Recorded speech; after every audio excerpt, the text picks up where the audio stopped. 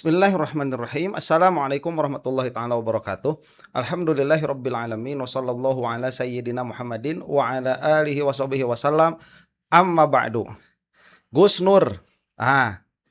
Terakhir yang bersangkutan ini kan mendapatkan bukan amnesti ya, dapat amnesti. Iya ya. Apalah itu ya. Dibebaskan sebelum waktunya. Nah, kalau Tom Lembong kan dapatnya abolisi itu. Andai kata ya Gus Nur dapatnya abolisi kemarin, wah itu bakal keren sekali. Itu bakal menjadi tamparan keras untuk Jokowi, karena abolisi itu berarti kan dianggap tidak ada tuh perkaranya, sedangkan Gus Nur sudah menjalani putusan pengadilan yaitu penjara gara-gara memperkarakan ijazahnya Jokowi. Andai kata Gus Nur itu kemarin diabolisi sama Prabowo, masalahnya wah ini jadi senjata tajam untuk Jokowi. Tapi karena bukan abolisi, remisi kalau tidak salah begitu ya, amnesti sih, remisi, mendapatkan remisi begitu, potongan potongan tahanan. Jadi ya memang akan memiliki legal standing tetap Gus Nur itu untuk menyerang Joko Widodo sebagaimana yang akan kita saksikan. Tetapi ya kita akan lihat saja nanti persidangannya seperti apa, kalau memang misalkan sampai. Dan katanya sih yang mau digugat oleh Gus Nur di sini lewat perdata ya. Nah, regardless ya, ini adalah upaya hukum yang bagi kita hari sial itu nggak tahu kapan kenanya. Kalau bahasanya kan sial itu nggak kenal kalender. Nah, apakah Jokowi akan runtuh dengan Gus Nur? Karena Gus Nur ini sudah jelas dizolimi. Sudah terjadi dizoliminya. Roy Suryo sudah terjadi sebetulnya dizolimi oleh Jokowi. Dr. Tifa juga sudah terjadi dizolimi oleh Jokowi. Hanya saja belum sampai kepada maksud penzoliman. Jadi maksud penzoliman Jokowi itu kan mau memenjarakan tuh. Hanya saja belum masuk. Kalau Bambang Tri dan Gus Nur itu sudah kena penzolimannya, sudah masuk kepada maksudnya si Jokowi. Nah, yang seperti ini kalau kita melihat kepada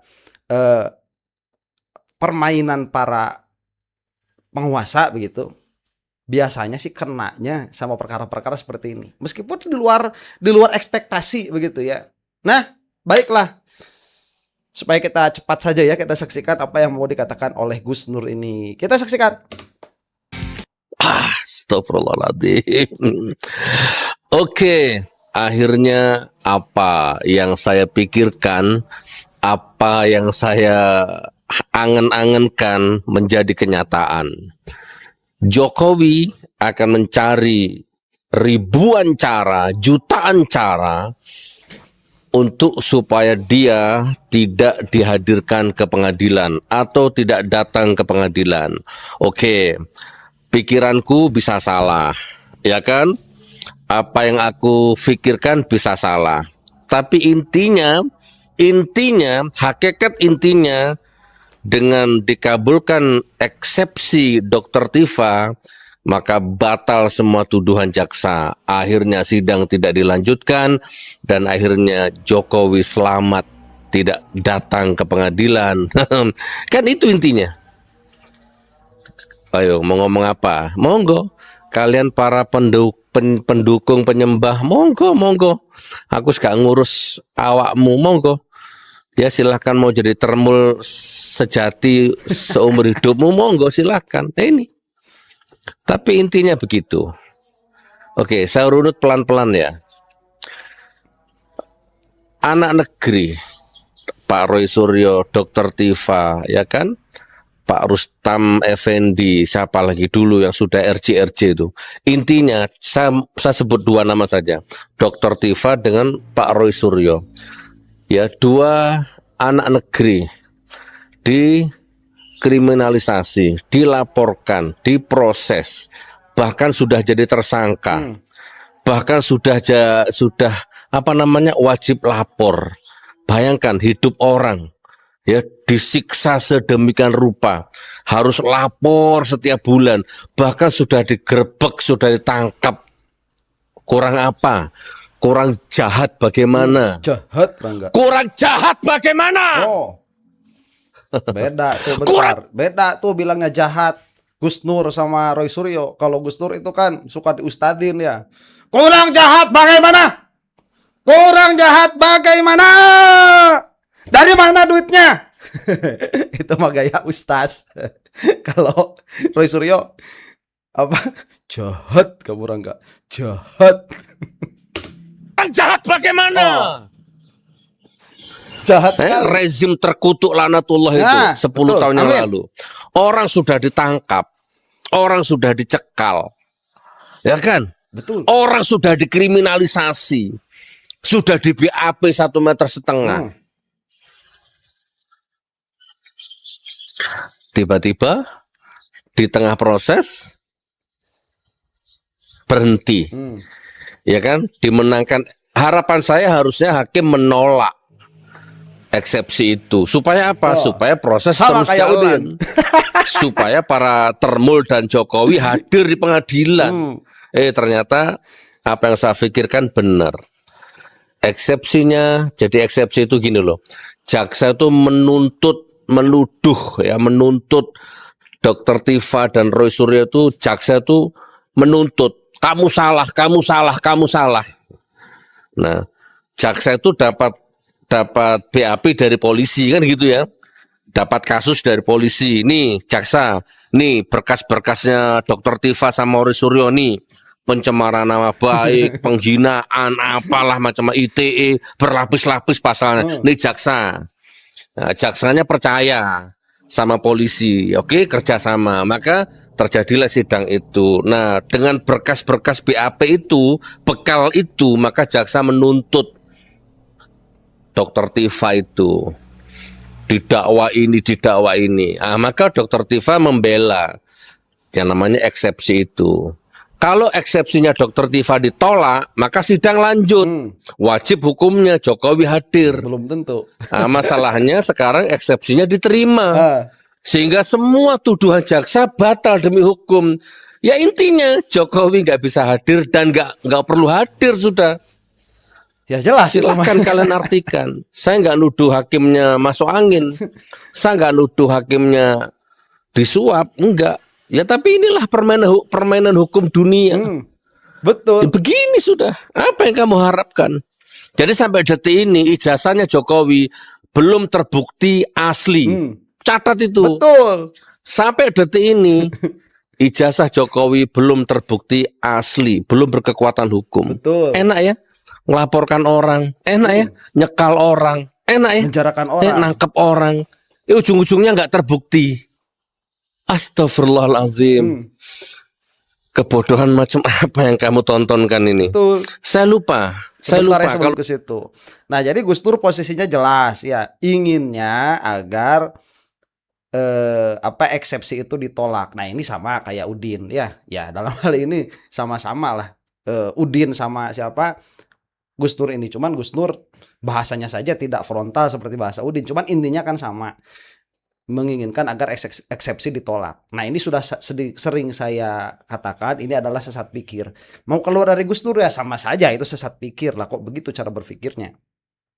Jadi harus kita lihat dulu titik temunya begitu ya. Titik temunya itu kan jaksa menuntut kepada Dr. Tifa begitu. Nah, tuntutan jaksa ini jaksa ini amat sangat menginginkan Dr. Tifa di penjara. Amat sangat menginginkan itu. Malah lebih daripada kapasitasnya.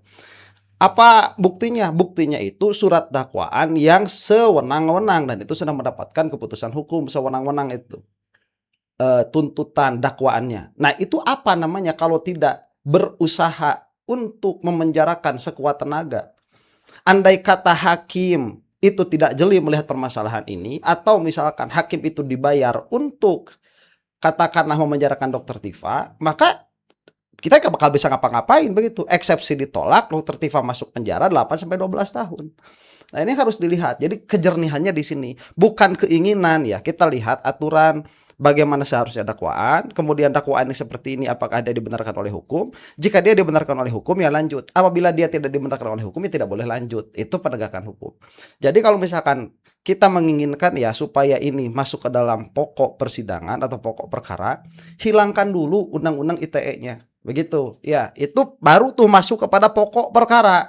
Pokok perkara tanpa kezoliman. Itu yang apa lebih lebih proporsional. Jadi jangan begini, kalau kita dizolimi sama orang ya, kita jangan mau menzolimi balik. Begitu, karena kadang-kadang penzoliman yang kita lakukan itu lebih besar daripada penzoliman yang orang lain tersebut lakukan kepada kita. Dan inilah yang kita lihat dari para termul. Mereka itu merasa disakiti hatinya, tetapi melaporkan dengan penjara 8 sampai 12 tahun. Nggak bakalan seimbang itu. Ya, masa orang gara-gara sakit hati di penjara 12 tahun? 12 tahun itu kalau punya anak dari kelas 1 SD, itu keluar-keluar SMA. Ya masa Anda mau meridhoi sistem hukum seperti itu? Ini coba ya, kalau kita dizolimi sama orang, kita berhak menuntut balas sesuai dengan kezoliman orang itu kepada kita.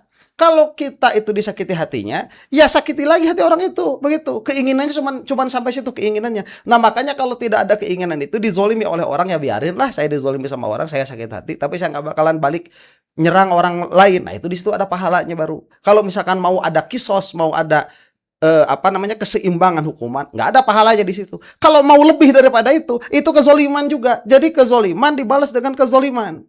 Nah, itu bahaya. Kamu dihilangkan mata tapi kamu menuntut nyawa. Nah, itu zolim itu. Pada akhirnya kezoliman dibalas dengan kezoliman. Repot. Ya, baik, kita teruskan dulu. Kalau salah saya dikoreksi ya. Makanya dulu saya nggak mau eksepsi. Zaman saya nggak mau eksepsi supaya sidangnya lanjut. Makanya sidang saya lanjut sampai 7 bulan. Tapi apa yang terjadi? 7 bulan sidang, 7 bulan Jokowi nggak hadir.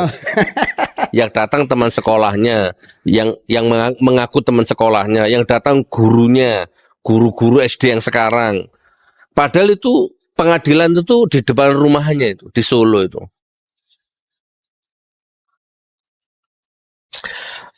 Sorry, maaf ya, aku tadi teriak ya, emosi. Capek deh.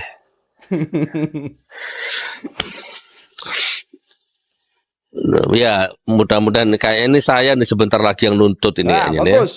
Saya nuntut ini habis ini. Saya bikin laporan habis ini. Entah perdata, entah pidana ini. Ya, karena sudah menjara saya 6 tahun ya, sudah menjara saya 4 tahun.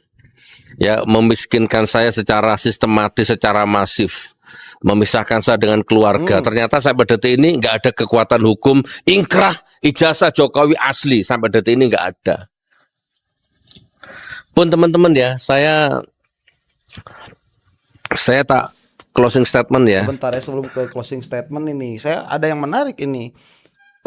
Di antara orang yang sudah antipati sama Khozinuddin itu suka mengatakan bahwa Khozinuddin memenjarakan Roy Suryo memenjarakan siapa, Gus Nur dengan Bambang Tri. Ternyata Gus Nur sendiri bilang ya bahwa saya tidak mau eksepsi. Jadi memang ini keinginannya Gus Nur tidak mau eksepsi. Ya sudah, berarti itu masalahnya masalah Gus Nur, jangan bawa-bawa Khozin. Khozin ngikutin keinginan Gus Nur.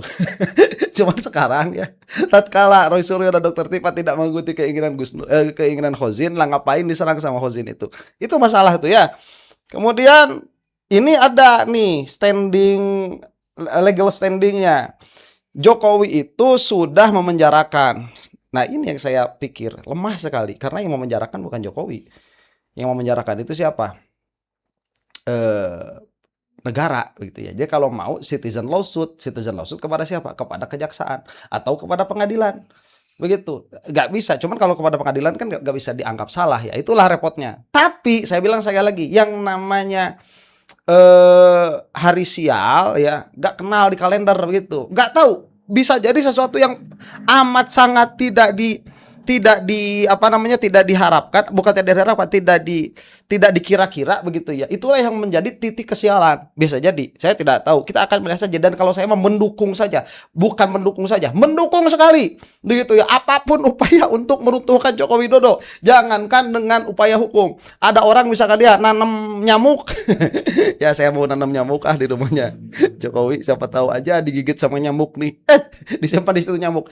Kita mah dukung. Ayo. Ya, kita hancurkan siapa begundal Solo itu tuh, si Joko Widodo. Nah, ini memenjarakan katanya, sudah memenjarakan. Iya, sudah membisikkan secara sistematis, iya. Nah, kalau misalkan menuntut secara apa namanya materi kepada Joko Widodo, berapapun itu hak yang memiliki perkara. Karena rasa keadilan itu dia tidak bisa ditilai begitu ya, tidak bisa dihitung. Berapa apa namanya waktu yang hilang karena di penjara dan sebagainya. Bisa, ya. Apa namanya kemungkinannya kecil, tipis sekali. Tapi bisakah menang? Wallahu a'lam. Ya, kita tidak tahu. Rencana Allah itu seperti apa kita tidak tahu. Makanya upayakan saja. Kita dukung dengan amat sangat dukungan besar ya. Beberapa minggu yang lalu saya membuat statement bahwa Jokowi akan mencari ribuan cara agar dia tidak datang ke pengadilan. Ya, mungkin pikiran saya salah, tebakan saya salah, analisa saya salah, nggak apa-apa, nggak harus benar. Tapi intinya detik ini terjawab sudah bahwa intinya Jokowi sudah tidak perlu didatangkan ke pengadilan. Oke, silahkan para termul, kalian mau memutar balik fakta apa kayak silahkan. Anda mau membela hakim silahkan, Anda mau membela jaksa silahkan. Tapi intinya pesan saya untuk kalian para termul, ya, Jokowi sudah melaporkan orang itu sudah dijadikan tersangka, orang itu sudah ditangkap, Ya, itu digerebek rumahnya, orang itu sudah dicekal, dan intinya ujung-ujungnya orang itu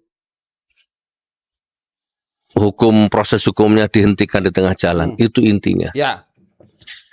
Tuh intinya tuh. Pada 18 Agustus Sudah selesai. 2023, Gus Dur dan Bambang Tri itu masing-masing dijatuhi hukuman 6 tahun ya, Pengadilan Negeri Surakarta, dengan tuduhan menyebar hoax ya.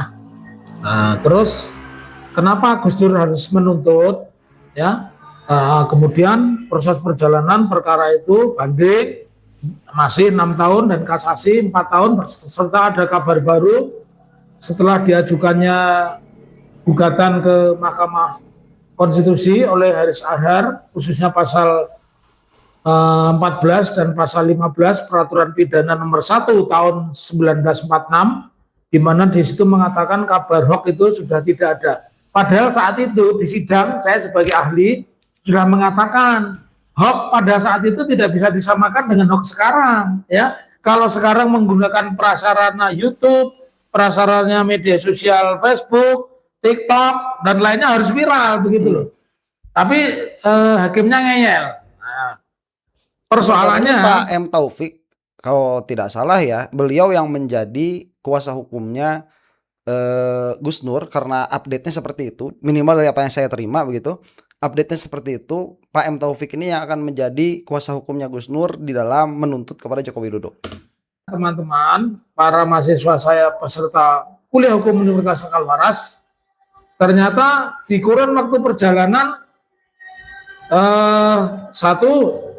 pasal-pasal yang tuduhkan Gubernur itu cabut, dan hari ini termasuk sidangnya Bu Dr. Tifa yang kemarin ya, itu tidak pernah ada bukti ijazah. Jadi bagaimana menyebar hoax kalau ijazahnya tidak ada?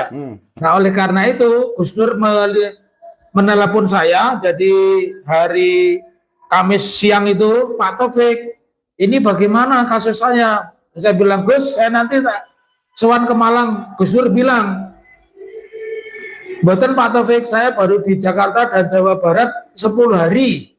Nanti saya pulang ke Malang lewat Solo, saya tak silaturahmi dengan Pak Taufik bagaimana menyusun format gagasan mengenai gugatan ganti rugi. Ganti ruginya berapa triliun loh. Pak Jokowi kaya kok, triliun loh ya. Jadi kenapa gugatan ini harus diajukan? Teman-teman harus paham, orang yang dituduh memalsukan sesuatu atau dituduh melakukan kejahatan kan harus dibuktikan dulu perbuatan jahatnya apa. Kalau perbuatan jahatnya itu adalah mengunggah ijazah palsu, mengubah dan sebagainya, atau ijazah asli dirubah, diedit. Nah, kenyataannya ijazahnya nggak ada. Jadi yang berulang-ulang dimuat Dian Sandi, ya, kemudian dicomot oleh YouTuber yang lain, dikomentari, bahkan termasuk persidangan terbaru hari kemarin itu, tidak ada satu alat bukti pun yang menunjukkan itu ijazah. selain itu Pak Jokowi itu tidak pernah hadir. Jadi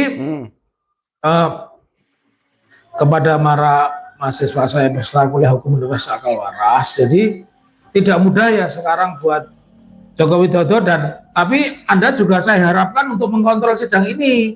Semoga hakimnya seperti hakim Jakarta Timur, hakimnya seperti hakim pengadilan Semarang, hakimnya jangan seperti Solo, tidak berubah. Perkaranya selalu ditolak. Kalau Gus Dur ini kesalahannya, tuduhan palsunya kepada Gus Nur dan Bambang Tri itulah. Karena tidak pernah ada yang namanya pembuktian ijazah.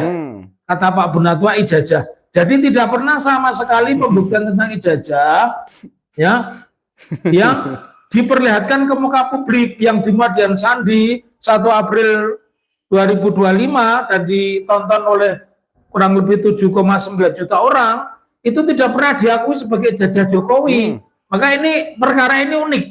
Kalau Pak Jokowi tidak bisa mengakui itu ijazahnya, berarti laporannya kan tidak terbukti. Tapi sebaliknya, kalau itu yang Muhammad Dian Sandi dan bukan ijazah Jokowi, berarti yang menyebarluaskan, yang mengedit dan sebagainya, memuat, itu bukan Dr. Tifa maupun Ray Suryo, tapi adalah Dian Sandi, ya. Begitu ya para mahasiswa saya, kalian peserta kuliah hukum Universitas Akal Waras.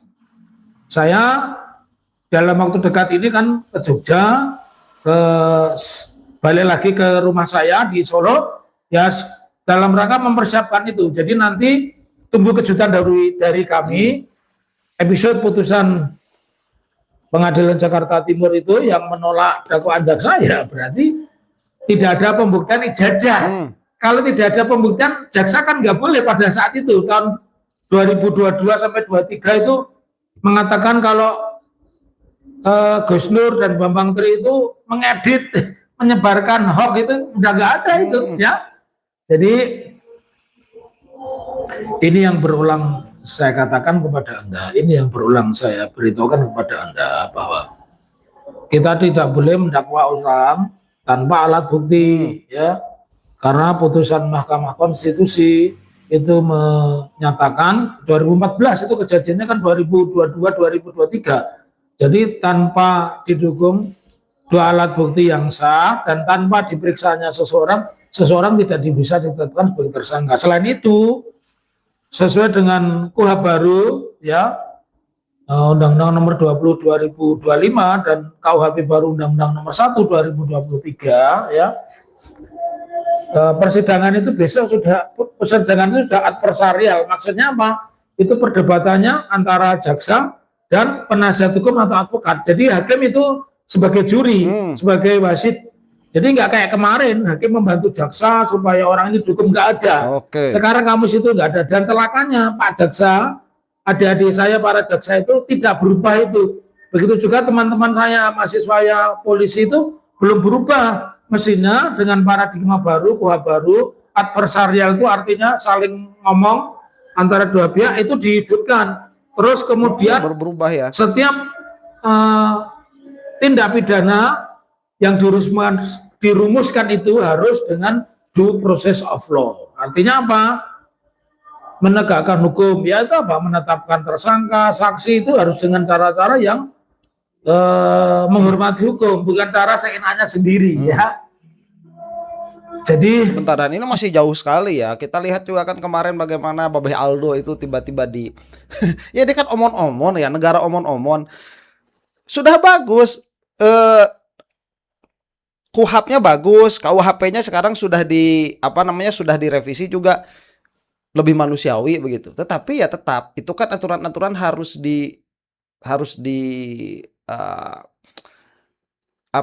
harus dikenal lah begitu ya, harus dikenal dulu oleh para penegak hukum, yang mana para penegak hukumnya on kalau saya lihat itu. Bagaimana mereka itu bisa merubah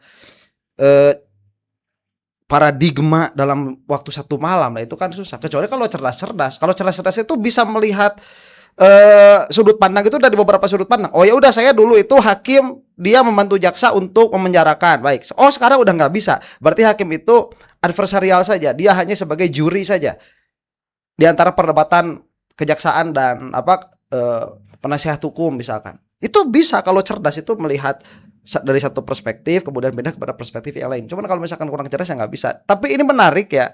Tetap saja kalau saya melihat yang namanya hukum kan tidak berlaku surut. Jadi persidangan yang dilakukan oleh Gus Nur kemarin tidak bisa ditilai dengan KUHP yang baru sekarang, itu satu. Tetapi kerugian yang diderita oleh Gus Nur itu masih tetap bisa dijadikan legal standing untuk untuk menuntut. Nah, permasalahannya di sini yang memenjarakan siapa, kan itu permasalahannya.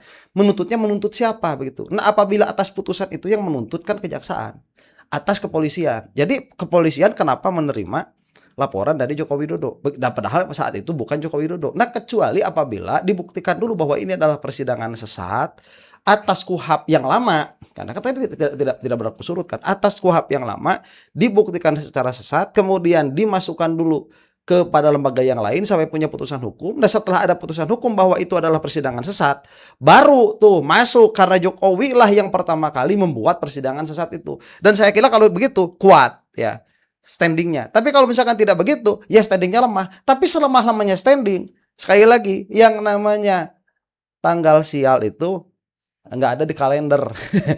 Nggak tahu kapan kenanya begitu ya. Dengan sesuatu yang besar, dengan wush nggak kena. Dengan Morowali si Jokowi itu nggak kena, haji nggak kena. Kemarin siapa itu yang Gojek itu, Masya Allah, ya itulah ya, nggak kena juga. Lah tiba-tiba bisa kena sama ini, bisa ya kalau si Jokowinya lagi sial. Demikian, mudah-mudahan kita semua ada dalam maghfirah Allah Subhanahu wa taala. Termul semoga cepat binasa untuk Anda yang akan termul. Wallahu taala a'lam bissawab. Assalamualaikum warahmatullahi taala wabarakatuh.